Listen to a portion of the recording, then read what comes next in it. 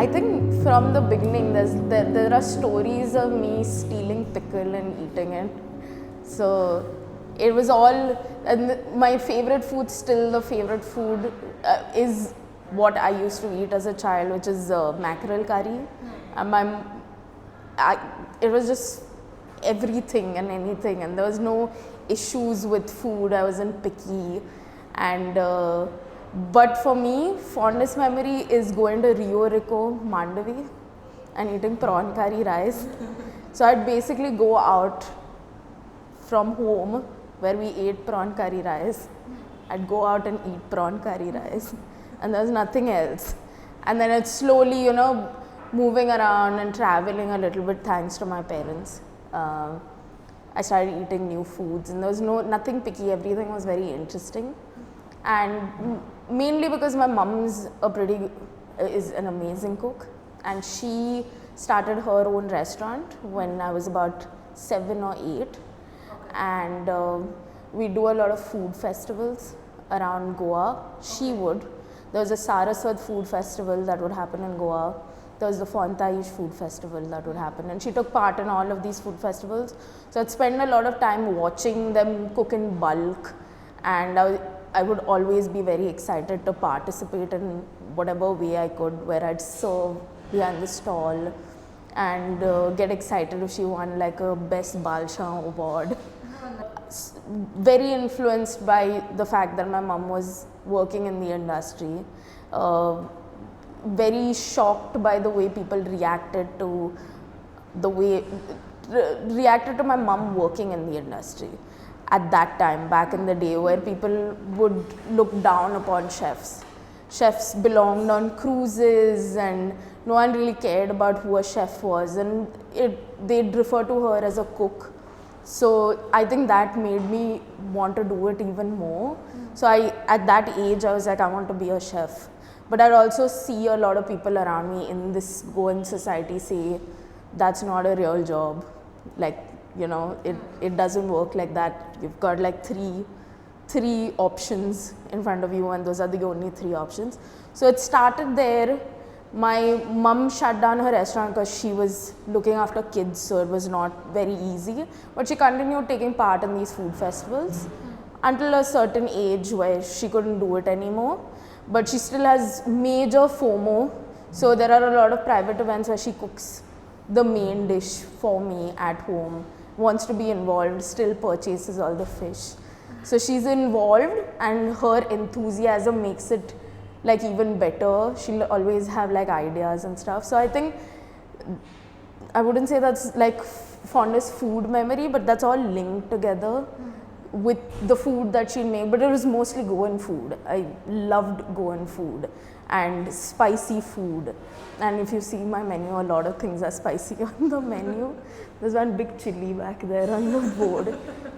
But yeah, I think that's all linked together, and it was mostly Goan food. So for me, even now, I'll close my eyes while eating mackerel curry and rice. It's just the excitement. I mean, he knows I get super excited when there's bangda curry. Yeah, so that's definitely food memory. So I'd cook at home in the kitchen, found cookbooks, would do things, make cupcakes. Like I think most young girls get excited about baking, but I realized baking is not my thing. I'm not patient at all, and it took me. So I decided, I'm going to cook. I liked eating, so I'm going to cook what I like to eat. And it took. I went to Pune to study, where my dad and my family had decided that I'm going to be, I'm going to choose either law or like finance, or do an MBA, become a chartered accountant. They had decided, because I didn't know what I wanted to do. So for him it was get some basic business,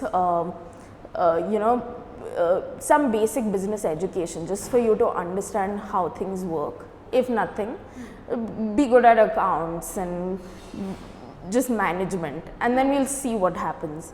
And he helped me get into a CA's office, which was extremely boring. And I spent like 3 months there, and I was just like, this is not for me, I cannot do it. 3 months? Yeah, on What one. did you do for 3 months? I would help in the office. They'd show me how to, you know, use that tally, and I was just like, this is not for me. So there was a small break in college where I came back to Goa, and I found out that Chef Vandana Naik went to CIA. So she would run a place called Tea Cafe, CIA Culinary Institute of America. So I reached out to her and she said, yeah, I could use some extra hands in the kitchen.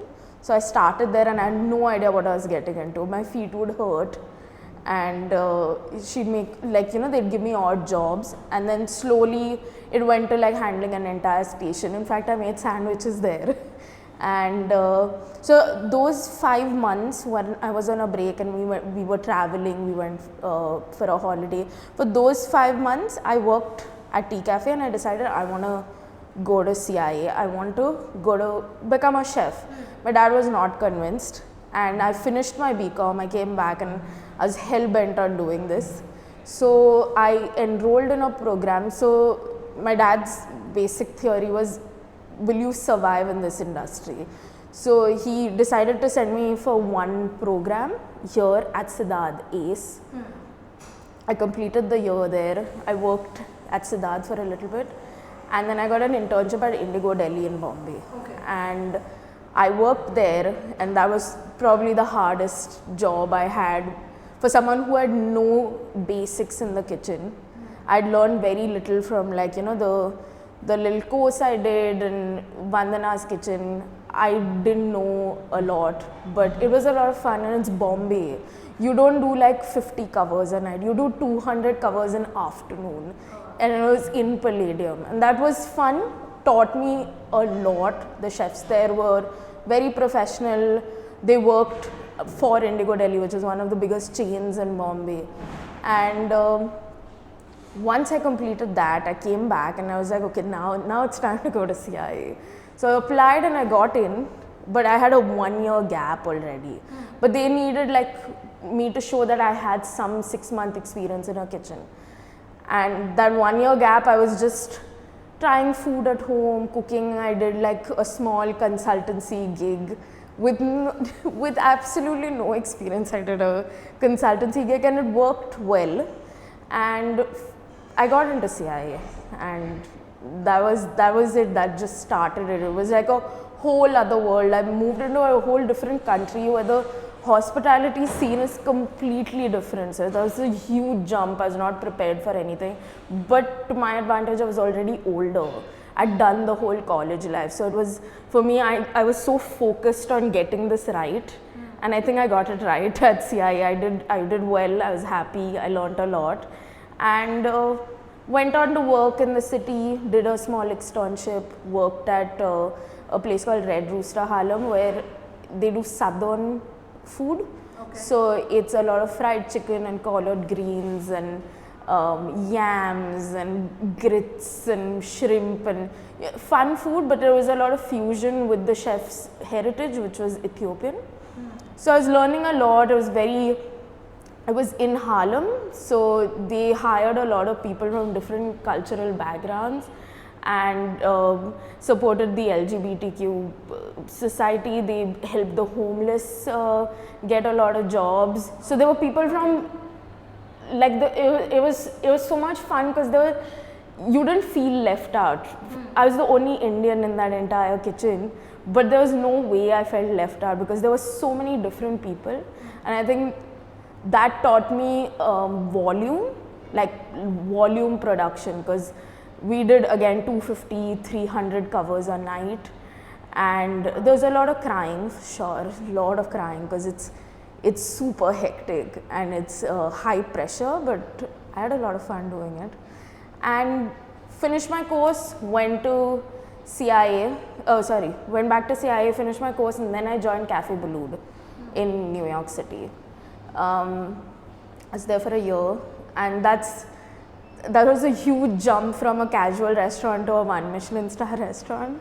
So it was a whole new experience again. You're working with celebrity chefs, you're working with chefs who've had like 3 Michelin stars and ratings, and they're on TV, and the kind of people you're catering to are from like the Upper East Side society, so they are extremely rich, so your food has to look perfect, and these chefs are very professional, so the environment was completely different.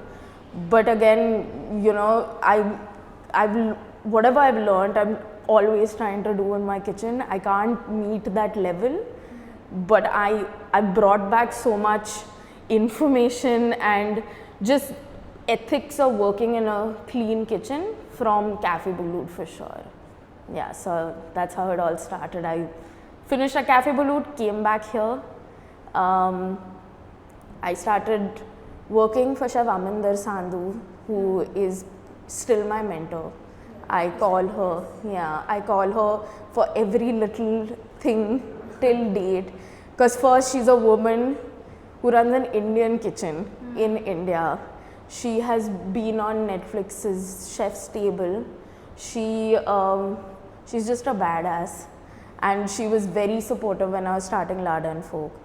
So I started doing experiments in the kitchen, and out of nowhere, and I think it was a lot of like Instagram influence, I wanted to bake bread because everyone was baking bread.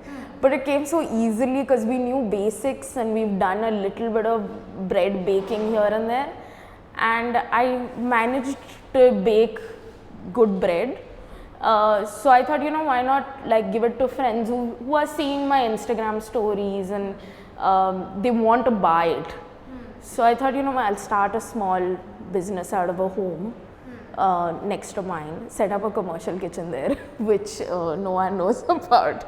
But I'm not allowed to set up a commercial kitchen in a home without a fire safety, but I did it. And my friends were just posting it, and I started, so Sid helped me at that point. He created a logo after me changing the name like 6-7 times, and finally I was like, I need something a little bit hipster so that I feel like I'm still in New York, like a little Brooklyn vibe. So we came up with Larder Folk, where I wanted larder in the name, and then folk was, I was trying to explain, it's food and people, and I might do collaborations and I will work with like other people, but it's for the people, and finally I was like, okay, folk, I texted some friends, what do you think about this name? They're like, okay, that's cool. And we started it in like 1 hour, he made the logo, which is huge because now it's everywhere, and like that's almost, So Sid played a huge part in getting me the logo that I wanted. I'm a very black and white person. If you see, we love black and white, that's it. So, and he loves color. He hates the fact that we were black. He's like, can I get a white t-shirt or a colored t-shirt? I'm like, no, everyone was black. We had no idea what we were doing. I would call random friends, I'd call lawyers, I'd call my like CA friends, how do you make a profitability statement, how do you make projections. Got a lot of help from my chef again, Aminder. She shared like, business plans and projection forms and how it all works. And then we just did it by ourselves. We had to get a loan and we made it. We had like friends cross-check if everything was fine, and it happened. It just like I had a lot of help from my dad too, and then that's when this all started coming together. We still have things that we have to go home and discuss about and think about, like how is this going to work tomorrow and how we're going to recover from something. And there are days where we don't sell anything, and then you throw food away, and how do we recover from that? But you just have to get over it. You have to cover somehow, try to reach out to people to push your sales a little bit. How do we work with social media? We should like create some fun posts, and we're doing it all ourselves because there is a budget and we have to do it ourselves. So it's mostly him designing the posts and stuff, and I'm trying to like come up with horrible captions. I really need a content writer, but when we can afford it. But there are again friends who'll just offer to help, you know. They'll say, I've had a friend who said, you know, I'll take care of your PR. Let's try this. It's me who has to go and say, okay, you know, even asking for help is pretty difficult, especially when it's for free. When you're asking for someone's services, it's not very easy. But I've been told it's okay to ask for help. Absolutely. Yeah, I have friends who are writers who've really helped me, like made posts and stories on Instagram just to push me, or you know, whatever media they work for, they'd post about us. That has helped a lot.